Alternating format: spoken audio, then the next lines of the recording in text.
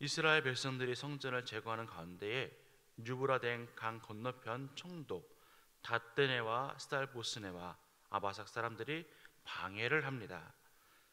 페르시아 다리오 왕에게 이스라엘 사람들이 성전을 재건한다는 사실을 알립니다. 그들이 성전을 짓지 못하도록 하기 위함입니다.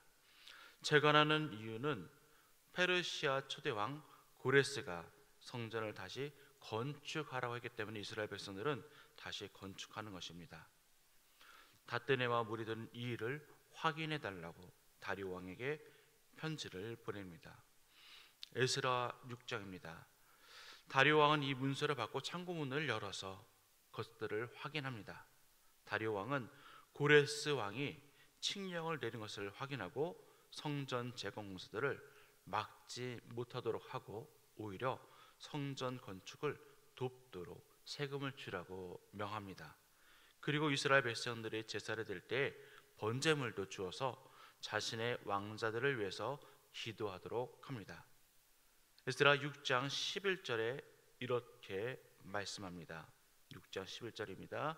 내가 또 명령을 내리노니 누구를 막론하고 이 명령을 변조하면 그의 집에서 들보를 빼내어 그를 그 외에 매달게 하고 그의 집은 이로 말미암아 거름더미가 되게 하리라. 한것 같이 이 다리오 왕의 이 조서는 온전히 이 성전을 재건할 수 있도록 하는 것입니다. 사실 유브라데 강 건너편 총독들은 성전 재건을 방해하려고 한 것인데 오히려 그것이 성전 재건을 돕도록 한 것입니다. 이스라엘 백성들은 다시 또한 유월절을 지키게 됩니다. 에스라 7장은 이렇습니다. 페르시아 아닥사스다 왕 때 에스라는 율법에 익숙한 학자로서 이스라엘 백성들에게 율법을 연구하여 가르치기로 합니다. 아닥사스 왕은 에스라에게 조서를 내립니다. 7장 25절 말씀에 이렇게 말씀합니다. 에스라야, 너는 내 손에 있는 내 하나님의 지혜를 따라 내 하나님의 율법을 아는 자를 법관과 재판관을 삼아 간 건너편 모든 백성을 재판하게 하고 그중 알지 못하는 자는 너희가 가르치라. 아멘. 하나님은 이 페르시아 이 왕을 통해서 이스라엘뿐만 아니라 그 주변에 있는까지 하나님을 알도록 합니다. 오늘 보면은 몇 왕이 나옵니다. 우리 한번 PPT 한번 보여주시겠습니까? 이스라엘이 바벨론에 의해서 멸망을 당했습니다. 그리고 그 바벨론은 다시 페르시아에 의해서 멸망을 당합니다.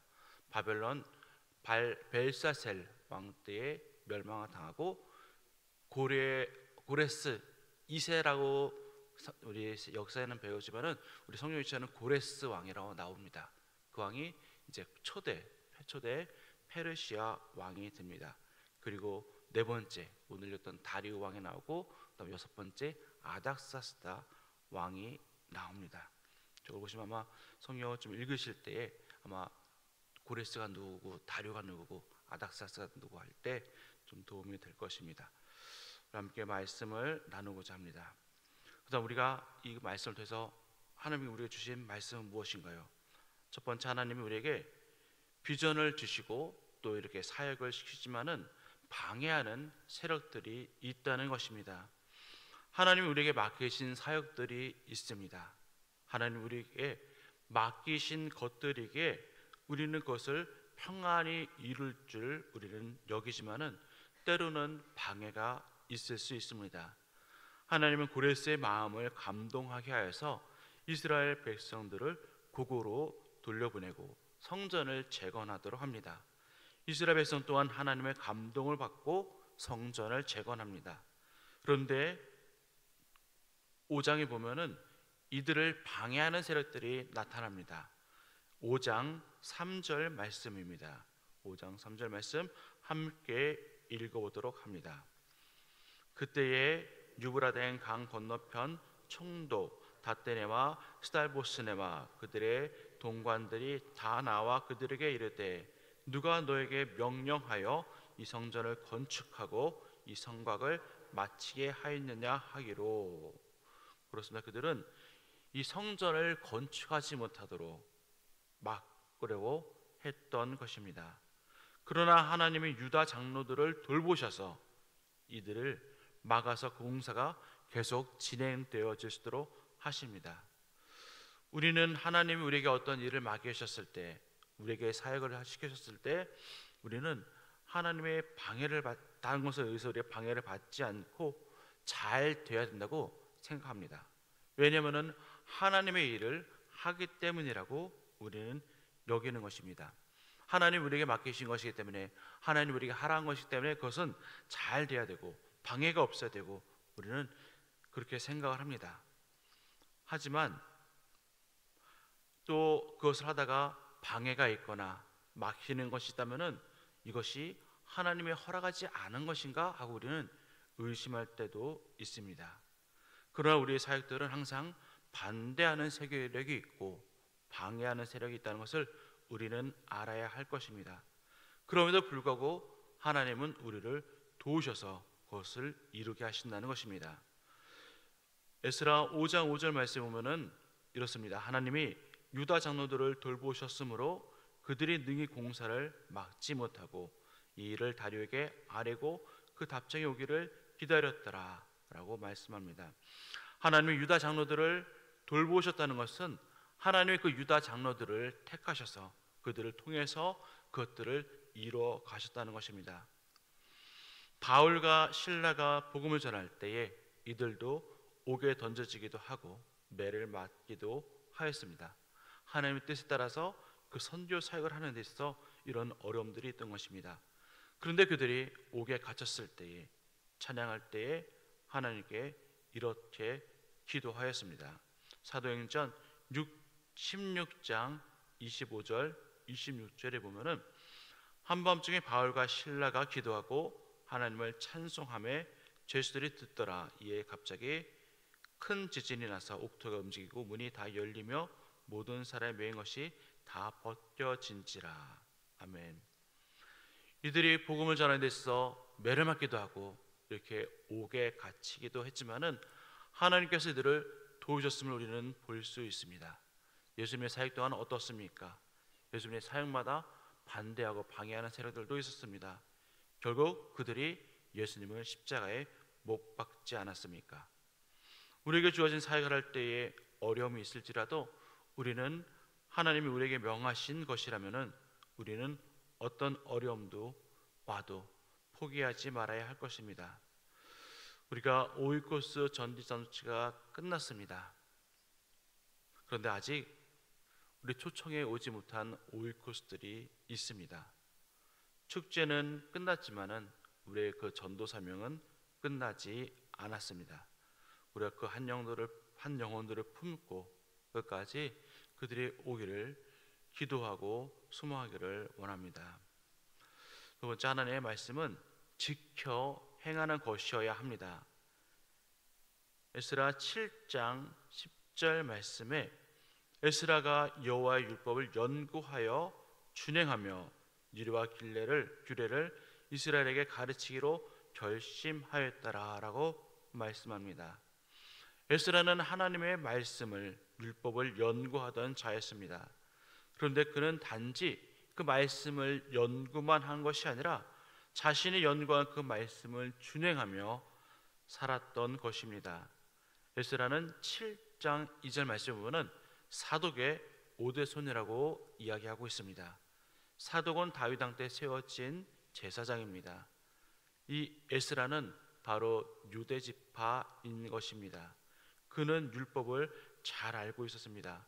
그런데 그는 율법을 잘 아는 것으로 인해서 연구하고 그것으로 끝나는 것이 아니라 그는 그것을 자신의 삶으로 살아내고자 했던 사람입니다. 그렇게 하나님은 그를 사용하신 것입니다.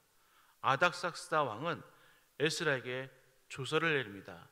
7장 25절 말씀 함께 읽어보도록 하겠습니다. 7장 25절입니다. 에스라여, 너는 내 손에 있는 내 하나님의 지혜를 따라 내 하나님의 율법을 아는 자를 법관과 재판관을 삼아 강 건너편 모든 백성을 재판하게 하고 그중 알지 못하는 자는 너희가 가르치라. 아멘. 에스라가 자신의 삶을 말씀대로 살아내고자 했을 때 하나님은 그를 사용하십니다. 아닥사스다 왕을 통해서 하나님의 말씀을 그 건너편에 있는 자들에게 가르치라고 그렇게 명령까지 받습니다. 말씀은 우리가 지켜 행하기 위해서 우리가 읽고 연구하는 것입니다. 우리가 구원을 얻은 자로서 하나님의 말씀대로 살아야 하는 것입니다. 믿음으로 우리는 구원이 주어졌습니다.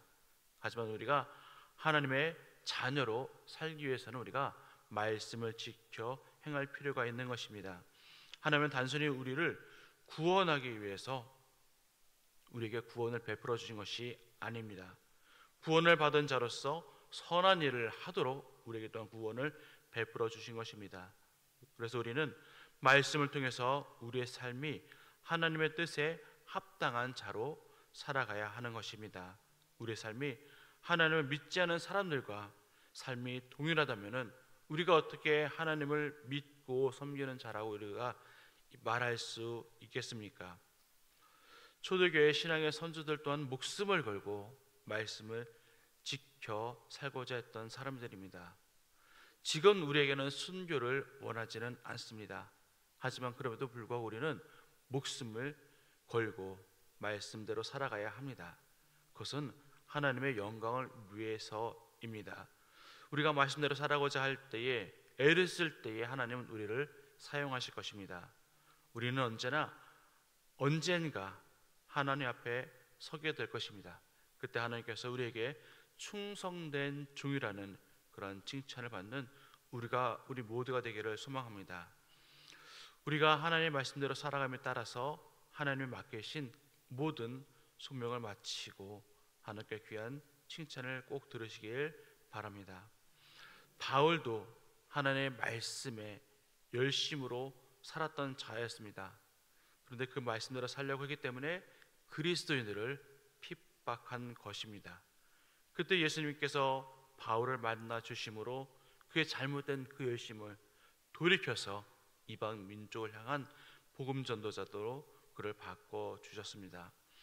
오늘 주신 우리 읽는 말씀들을 통해서 또 우리가 들은 말씀들을 통해서 그 말씀대로 살아가기에 힘쓰는 저와 여러분 되기를 간절히 소망합니다. 그래서 하나님께 칭찬받는 또 쓰임받는 우리가 모두가 되기를 원합니다.